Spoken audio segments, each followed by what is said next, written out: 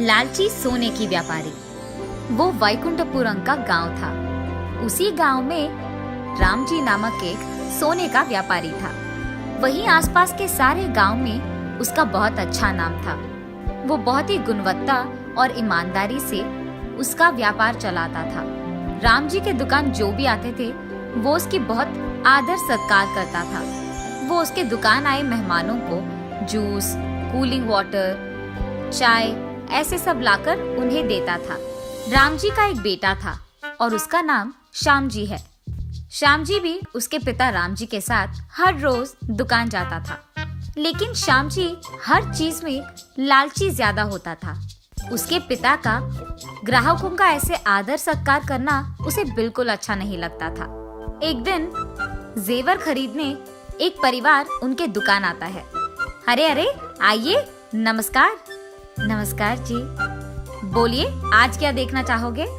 हमारी बेटी की शादी है, इसीलिए हम गहने देखने आए हैं। अरे वाह, ये तो खुशखबरी है। आइए आइए। ऐसे उन्हें अंदर बिठाकर उन्हें गहने दिखाने लगता है, क्योंकि राम जी बहुत महंगी जेवर दिखा रहा था। राम जी, हम इतनी महंगी गहने नहीं खरीद पाएंगे, हम बहुत गरीब हैं, इसीलिए हमें कम दाम में जेवर दिखाइएगा। अरे हाँ हाँ, क्यों नहीं, जरूर।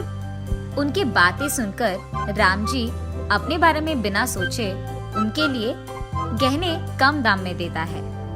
वही बगल में बैठा श्याम जी ये सब देख बहुत गुस्सा होता है और मन में ऐसे सोचता है, अरे रे, इनके साथ मैं क्या ही करूं? अगर असली रेट पे ही सोने को ऐसे बेच देंगे तो हमारा क्या लाभ होगा? इनको तो व्यापार करना भी नहीं आता। हाँ। ऐसे ही लगातार राम जी के काम देख श्याम जी को बहुत गुस्सा आता था। ऐसे ही कुछ दिन बाद राम जी का सेहत बिगड़ने लगता है। तब राम जी अपने बेटे को बुलाकर, बेटा श्याम, मेरी उम्र बढ़ रही है और मेरी सेहत बिगड़ रही है। इस हालत में मैं दुकान चला नहीं पाऊंगा, इसीलिए अब से इस दुकान की जिम्मेदारी तुम्हारे हाथों में सौंप रहा हूँ। तुझे ही हमारे दुकान का पूरा ख्याल रखना होगा बेटा। जी पापा, इज्जत से। ऐसे वो बहुत विनम्रता से अपने पापा को जवाब देकर वो बहुत खुश होता है कि आखिरकार उसके मालिक होने की जो सपना था वो सच हो गया। अब से ये दुकान मेरा है, अब मुझे कोई रोक नहीं पाएगा, मैं जो मर्जी वो करूंगा। ऐसे सोचकर बहुत खुश होता है श्याम। मालिक बनने के बाद पहले ही दिन दुकान में मालिक की कुर्सी में बैठ वो बहुत हंसता है। कुछ देर बाद दुकान को कुछ लोग आते हैं। जितने भी ग्राहक दुकान को आते थे उन सबको उसी दुकान में मौजूद काम वाला जूस, टी देता था। ये देख श्याम जी को बहुत गुस्सा आता है। ग्राहक जैसे ही बाहर जाते हैं, श्याम जी उस काम वाले को बुलाकर, सुरेश, अब से जो भी ग्राहक यहाँ आए ना, उनको जूस ये सब मत दो, और इतना ही नहीं, उस कूलिंग वाटर मशीन को भी यहाँ से निकाल दो, समझे? उससे वैसे भी बिजली की बिल बढ़ रही है। उस कूलिंग मशीन के बजाय एक मटके को लाकर यहाँ डाल दो। ऐसे ही वो दुकान में बहुत कुछ बदल देता है। ऐसे ही गहनों का दाम बढ़ाकर श्याम जी उन पे बहुत कमाता है। ये सब करके श्याम जी को गर्व होता है कि उसके पिता ने भी इतनी अच्छी व्यापार नहीं किया है। कुछ ही सालों में बहुत सारे पैसे कमाकर बहुत बड़े और महंगी गाड़ियां खरीदता है श्याम जी। श्याम जी को ऐसे अमीर बनते देख एक तरफ राम जी को गर्व होता है कि उसका बेटा बहुत अमीर बन गया, लेकिन दूसरी तरफ उसे दुख भी था कि उसका बेटा लोगों के भरोसे का फायदा उठा रहा है। ऐसे ही कुछ समय के बाद एक अमीर आदमी एक बड़ी और महंगी गाड़ी में उनके दुकान आता है। उस आदमी को आते देख श्याम जी, अरे लग रहा है कि ये बहुत अमीर आदमी है, इस पे तो मैं बहुत बड़ा लाभ बना सकता हूँ, ऐसे सोचता है। वो आदमी कार से उतरकर अंदर आता है।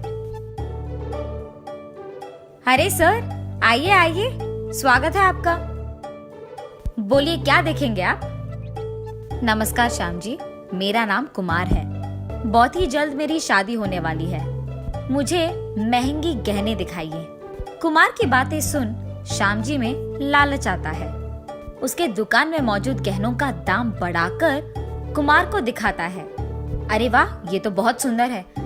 ऐसे ही मुझे कुछ डिजाइन्स में गहने चाहिए, क्या वो कर पाओगे? ऐसे पूछता है कुमार। अरे जरूर साहब, अब इस सब के लिए 10 लाख का खर्च होगा। कोई नहीं, मैं भर दूंगा। ऐसे कहकर थोड़े पैसे एडवांस में देकर कुमार वहां से चले जाता है। उस एक आदमी के पास इतना सारा पैसा देख श्यामजी सोचता है कि उस अमीर आदमी को आसानी से धोखा दिया जा सकता है और इसीलिए उसी की लालच में वो कुमार को धोखा देने के लिए योजना बनाते रहता है।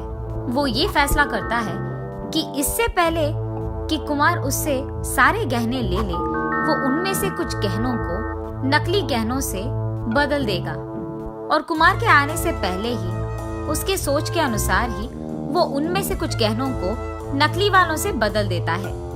कुमार आकर बाकी पैसे भरकर उन सारे गहनों को लेकर वहां से चले जाता है। कुमार की शादी आ ही जाती है।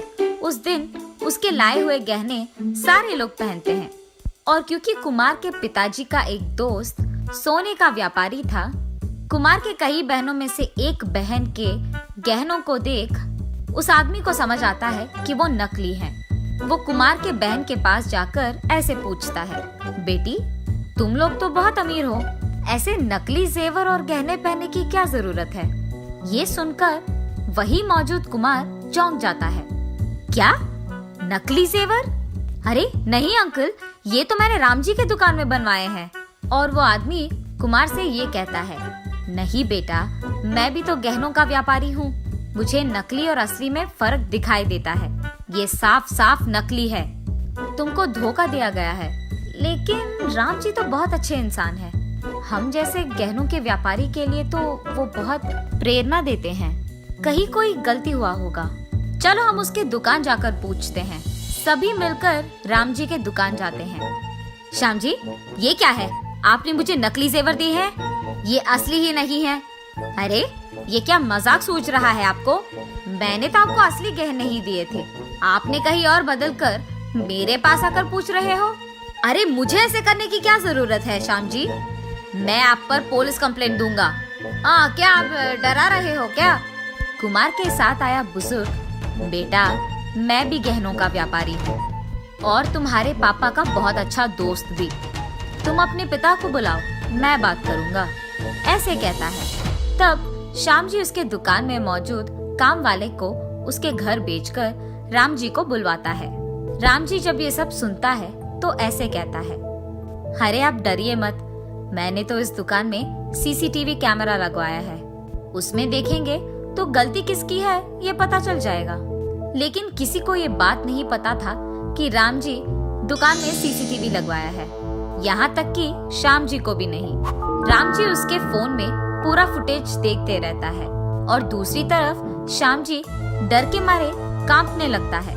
उस फुटेज में श्याम जी का असली जेवर को नकली में बदल देना दिख जाता है। ये देख राम जी गुस्से में श्याम जी को बहुत डांटता है। उसके कारण राम जी को सर झुकाना पड़ा। ये कहता है उसके बेटे की गलती के लिए राम जी माफी मांगता है और क्योंकि श्याम जी को उसकी गलती का एहसास होना चाहिए, वो खुद पुलिस को वहाँ बुलाता है। कानून के सामने सभी एक हैं, ऐसे कहता है राम जी। लेकिन वहाँ मौजूद लोग, राम जी ऐसे मत करिए, उसको पुलिस के हवाले मत कीजिए, वो लालची जरूर है मगर उसको पता नहीं था कि आपको सिर झुकाना पड़ेगा, सोचा नहीं होगा बेचारा, आप ऐसे मत करिए, आपको बाद में बहुत दुख होगा। राम जी उनकी बातें मानकर उनके असली जेवर को उनको पहुंचाकर उनको वहां से भिजा देता है। तब से वो श्याम जी को दुकान में आने नहीं देता है और दुकान की जिम्मेदारी एक अच्छे, नेक और ईमानदार इंसान के हाथों में देता है और श्याम जी के पास मौजूद सब कुछ खींच लेता है राम जी और उसको घर से भी बाहर निकाल देता है राम जी। देखा ना आपने, लालची बनकर अगर गलती किया तो उसके परिणाम भी भुगतोगे।